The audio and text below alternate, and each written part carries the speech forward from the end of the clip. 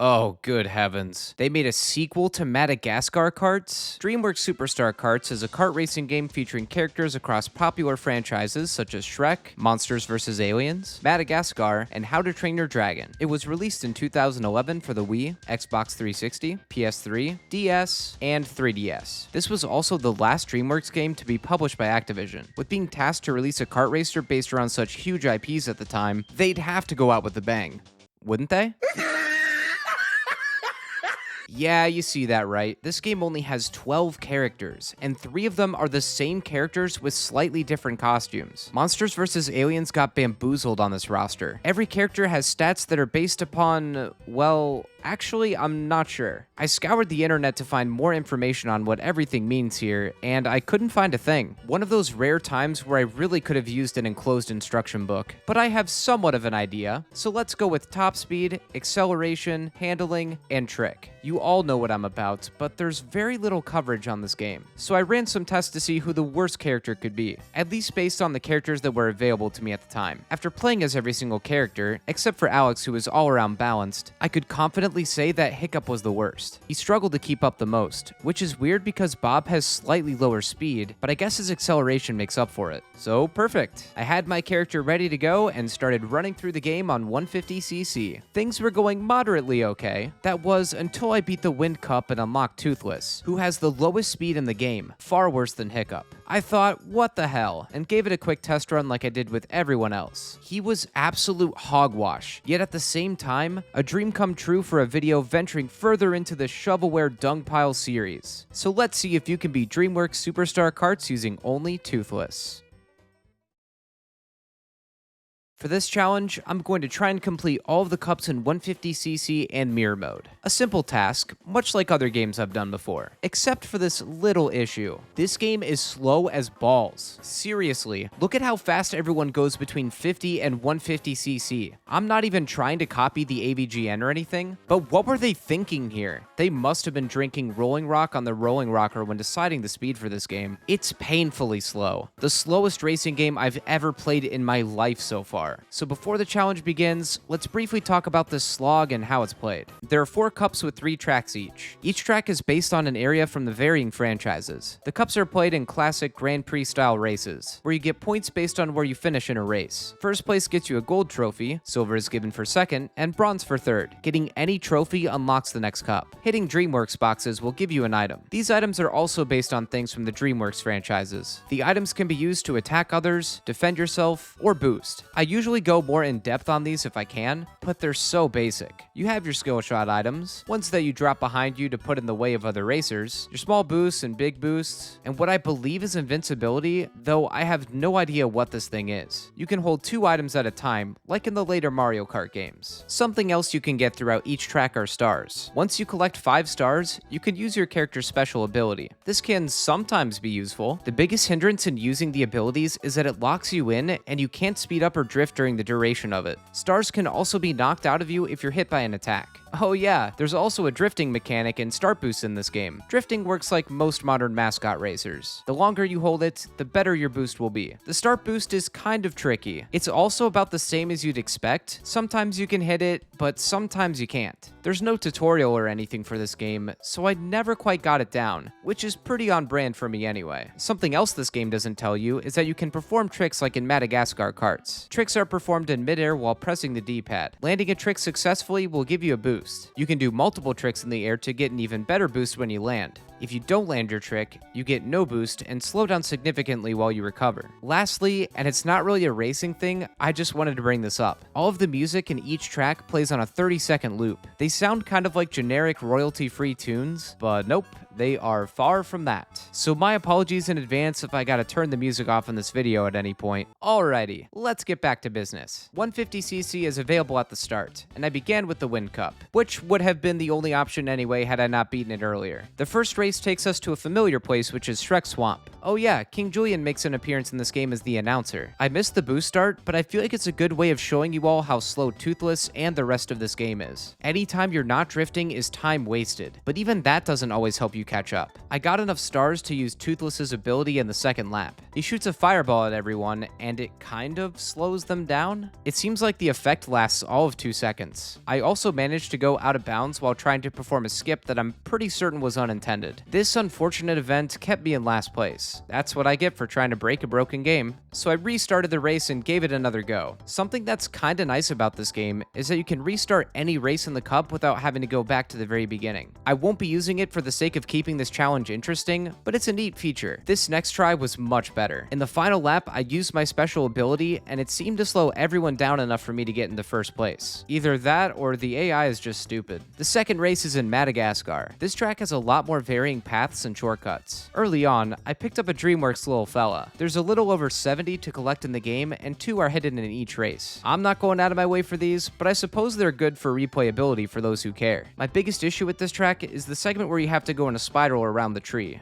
Or I kinda train your dragon how to kart race, am I right? Toothless makes this a daunting task, and you'd think that drifting would make it easier, but unfortunately it doesn't. The last lap and back to Spiral Mountain, I got hit with what looks like some flatulence and got stun locked. This was followed by Hiccup trying to train me with pain instead of kindness. I was destined for last place, but despite all of this, I somehow boosted my way to 7th. This put me in 2nd place and 6 points behind Skipper. I saw myself in one of many similar scenarios throughout my challenge runs. To win, I'd have to get 1st place and hope that Skipper takes a tumble. It doesn't help much that Skipper is also one of the fastest characters in this game. The final track is in Dragon Island. Guess we're checking all the DreamWorks racing game boxes here. Shrek Swamp, annoying items, and levels with lava. There's a lot of ramps here for trick opportunities, and you know I had to fall into the pits of hell at least once. Dragon Island also has a few shortcuts like Madagascar. This track isn't that bad. As long as you hit the boosts and shortcuts properly, you can pull off a win.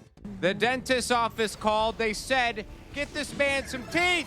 Thankfully, Skipper understood the plot and got 8th place. This gave me the overall win and a nice golden Shrek trophy. Instead of a podium or a little victory fanfare, the game just kicks you right back to the main menu after the cup is over. Doesn't tell you that you unlocked anything, no pats on the back, nada. You can really tell that these guys had cartoon money signs in their eyes when they rushed this game out in time for the upcoming holiday season. Up next, we have the Cloud Cup, and the first race being at an ordinary, oh my goodness! Look at how they've massacred my boy. Shrek Smash and Crash did this area way more justice, and that was shovelware on the GameCube. Far Far Away offers you boost pads out the wazoo, but even with these and performing tricks, you can still tell that Toothless can barely catch up. They also decided to add in the silliest sound effect when you crash into a pole.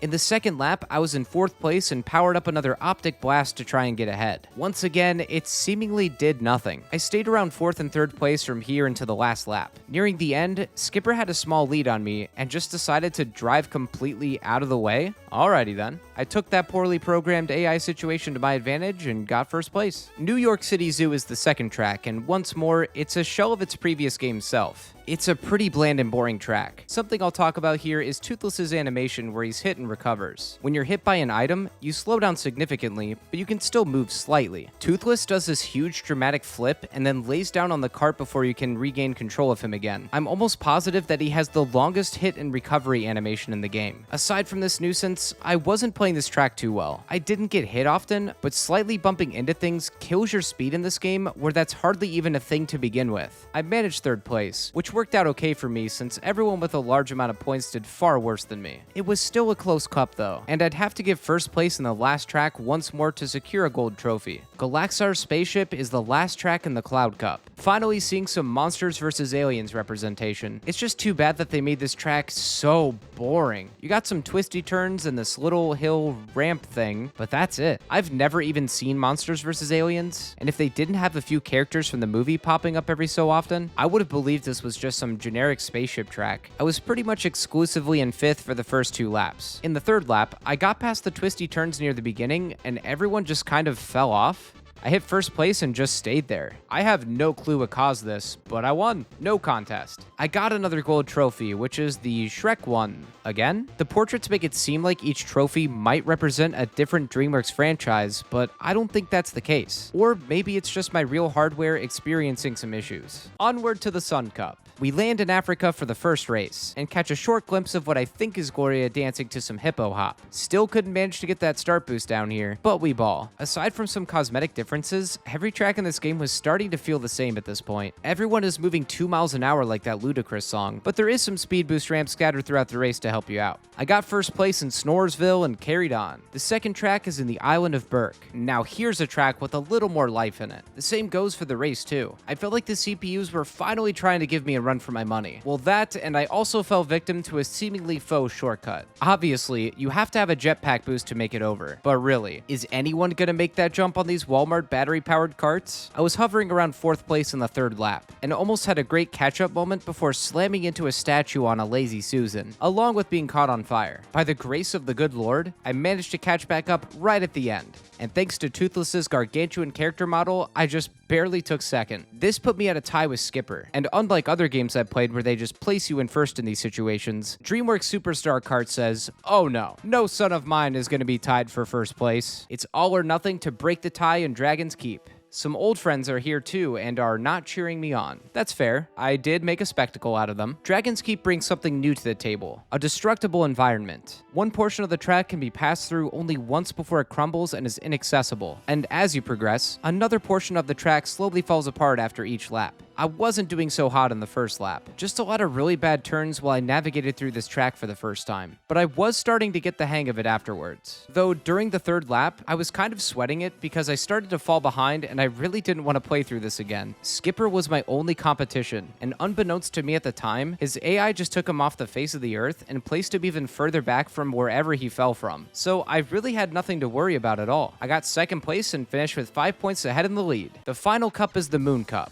Instead of adding another Monsters vs. Aliens track, they decided to give some of the previous tracks a slight recycling and have you race at night. The first race brings us back to Shrek Swamp. I don't know what happened, but the CPUs turned up the heat. Sometimes in these silly racing games, it feels like they deliberately saved the real challenge for the last cup. Everyone was speeding past me, and it felt like there was little to nothing I could do. Even Shrek spinning out on a boost pad still managed to get past me. My fault for hitting him, sure, but I had an invincibility power-up. There's also these tunnels that are almost impossible for Toothless to drift through. I was nearing the end of this race and opted to go for a boost off a ramp, which launched me into a patch of grass, killed my momentum, and I got 4th place. I don't even think Owl City could have believed his eyes over this tomfoolery. The second track is Nighttime Island of Burke. The CPUs continued to be slightly more aggressive, but nothing I couldn't handle. That was until the final lap where I got hit with a bunch of attacks right near the end. I finished the race in 7th place, which killed this run. So back to the Night Swamp trenches where I endured more of the same crap.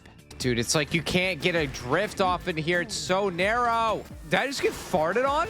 Stop giving me, I'm in 7. What am I gonna do with shield? I hadn't had too many issues with this until now, but this game's item system is almost completely random. Normally, a racing game will give you something useful if you're in a bad spot to help you catch up. DreamWorks Superstar Kartz could never be so forgiving. This track saw many resets. I almost got in 1st place, but had a brain fart trick that didn't land and I choked the run. Then I had a really bad moment with a banana, once again right at the very end of another attempt. The banana! No! Soon enough, I got the win I was looking for with luck on my side. Oh! Thank you, God! The same happened in the island of Burke. A few close calls here and there, but I came out on top. The final race is in Africa at night. Nearly the same boring track yet again, but with the lights turned off. I only had one bad moment where I failed a trick and got stuck in a rock. I hadn't needed to reverse up to this point, so I kind of panicked, but made it out. That situation did make me a little nervous, and I was set back for most of the race. However, I came back up to first and won the whole dang thing. 150cc was over, but this was only half the battle. Mirror mode was up next, and I was ready to take it down. Or maybe not quite yet. Mirror mode was still locked, which could only mean one thing. You have to play through all CCs to unlock mirror mode. It makes complete sense, but I had figured that beating the hardest CC would have given me access to it. How foolish. So in order to save myself and my live audience the suffering of going through each cup 2 more times, but even slower, I opted to play with the newly unlocked Skipper in Disguise to beat these cups into submission with a character that could get it done in no time. Let me tell ya, there is a significant difference when playing as a character that can actually go fast. Skipper annihilated the competition. It still didn't make this game fun, but it at least was a few steps up from watching paint dry. One playthrough later in a day having gone by, I unlocked the mirror mode and prepared for my further descent into madness. I love that there's no kart engine for mirror mode, just the magic mirror from Shrek pasted on there, with no relation to the game other than this. Now, as many of you kart racing fans know, mirror modes give you a much harder challenge to the game, with some of them even being played on 200cc. This not only gives you a reason to replay the game, but offers somewhat of a brand new challenge. Oh, that's a gold trophy.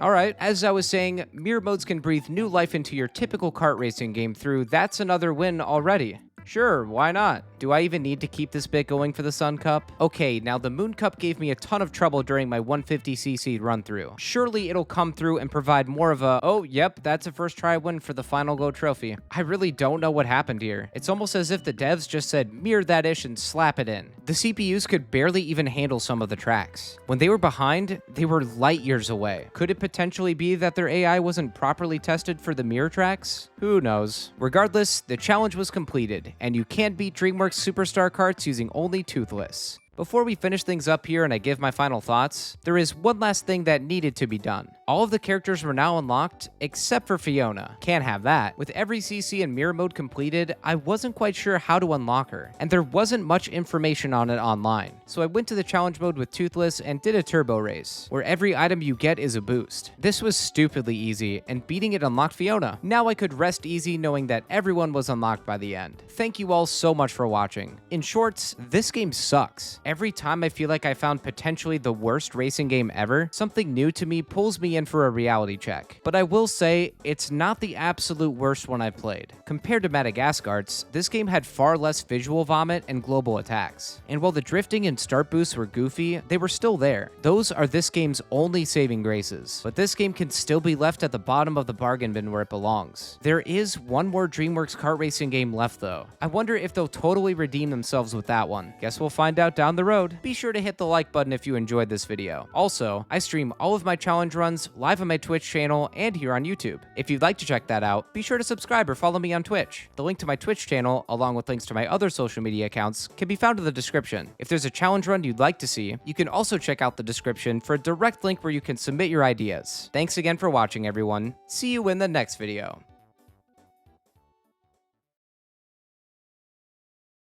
They're trying to make it seem like I think DreamWorks Superstar Kartz sucks.